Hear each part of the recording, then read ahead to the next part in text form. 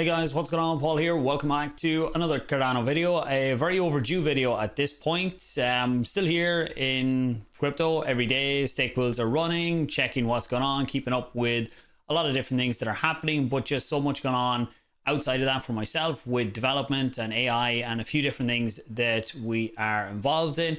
At some point I will get back to more regular videos, but just right now it's hard to get the time for everything. But Yoroi have released the migration tool. So I wanted to just touch on this, make sure that people are aware of it and what it's for and what it's not for, because this isn't the one to recover funds that were actually hacked during the hack that happened probably 2 months ago now at this point. This is for anyone who still has a SecondFi wallet. If I show you here, the posts, actually, you see there's multiple posts from them, but I'm just going to summarize what you kind of need to know from it. So there is a video, I'll talk through aspects of that in a minute. This tool here is for anybody who still has funds in a SecondFi wallet. So if your funds weren't swept out in the hack, either the blackhat or the whitehat hack that saved a lot of the funds as well, that tool is going to come the middle of September is the latest that I've heard. I think I've seen September 10th. In around that time, or when that comes out, I will do a video, or I'll be sharing it out across socials as well.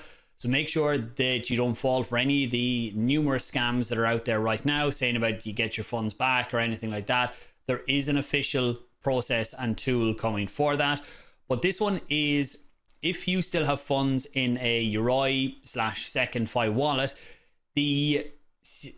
that account may still be compromised. So that's why there is a tool now to migrate all of the funds on that wallet out to something else. So one common question is from people that they restored their seed phrase into Lace or into Eternal and they see all their assets and everything is fine.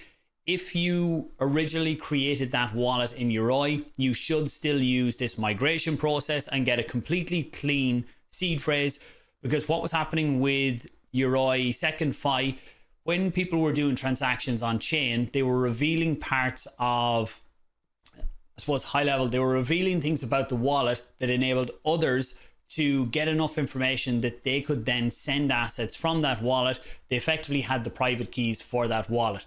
So that's why even if your funds are still there now, if you start using that wallet again, even under another provider, you potentially are compromised at that point. So the safest thing to do is in SecondFi or Yoroi, follow the process, which we'll talk through here. And any questions on this, ask in the section down below. I will try and do a follow-up video on this. If there's common questions, I have been looking around getting some of the common ones and I'll cover them here. But the process is when you, so we don't need the video, or we don't need the audio. So when you go into your wallet, you will see there is, let's zoom in on this one too. There we go. So SecondFi is shutting down as well. Yoroi, they aren't going to continue as a wallet. Realistically, people aren't going to trust them going forward anyway. When you go in first, what you're going to see at this point here, if you have multiple wallets, you're going to see them all there. You do have to do them individually. So you step through the process. If you look at it here, migrate your Cardano wallet, you go through, it's going to build the transaction, and this screen here is important. So the external factor that you need to do here is on another provider like Eternal or Lace or any other Cardano wallet, you need to create a brand new wallet there and then get the address from that one, and that's where you're going to send these funds from here. The safest overall is generally a hardware wallet, which is what I talk about here for a long time.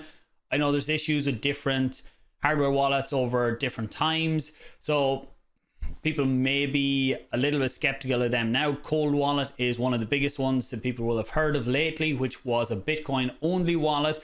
Turns out they were using not really a secure aspect for creating some of the seed phrases, and hackers were able to replicate it very quickly, and there's been a lot of Bitcoin drained over there. You see different hardware wallets where they leak customers' personal information. It's not leaking seed phrases or anything, but it leads to people getting scam emails, scam phone calls, letters even in the post, because addresses and things have been leaked. So some people avoid them for that. But again, the decision's up to everyone what they want to do. Hardware wallets, once you have them, generally are a step safer. But if you create a wallet with another provider and you keep the seed phrase safe, don't keep a digital copy, keep paper copies that are safe, away, even splitting it up, having half the words in one place and half somewhere else. All these types of things they do help with security. So when you have that wallet set up, put the address in here, and then you're going to go down. It's going to build the transaction for you. If we go on, you can see it builds the transaction, has the fees, whatever, click send. And then what you should see within 20 seconds, what you should see in the new wallet is all of the funds are sent over to that wallet. So this is like any other transaction. You shouldn't have to wait for 5, 10, 15 minutes. It should happen within the next block or so on chain. So 20 seconds, within a minute, you definitely should see the assets within the new wallet. Some ask about doing a small transaction first to test that you have the right address, which is what people do lots of times. When you're sending a bigger amount, you might send a small amount first to make sure.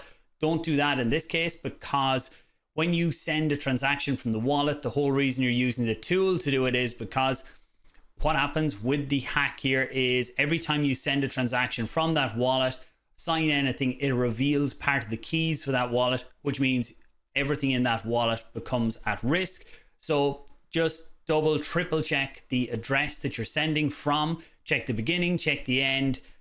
Do as many checks as you can on the address. So when you put it in at this aspect here, that you are 100% confident in the address that's going there. So just looking at some of the other questions that were here.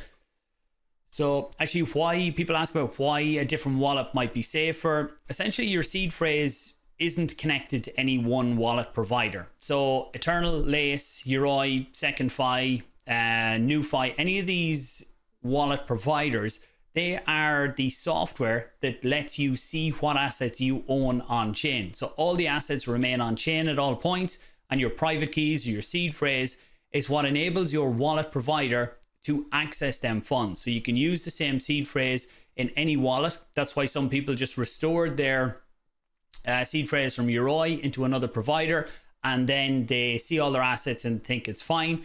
Generally, you can do that. I have the same seed phrases in multiple wallet providers, with just different devices or different things like that. But in this case, don't do it that way.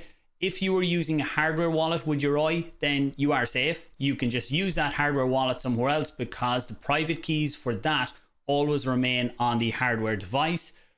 So let me see what else we have here. Yes, don't use an exchange deposit address because some of the assets you might be sending mightn't be supported and you might end up losing some of the assets there.